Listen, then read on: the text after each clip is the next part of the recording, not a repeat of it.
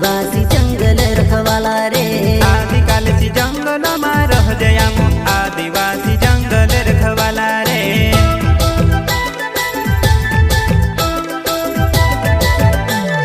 चल जंगल जमीन काज पूजे रे आदिवासी दुनिया ने रखवाला रे। बाप देव खतरी काज पूजे रे आदिवासी सबसे निराला रे।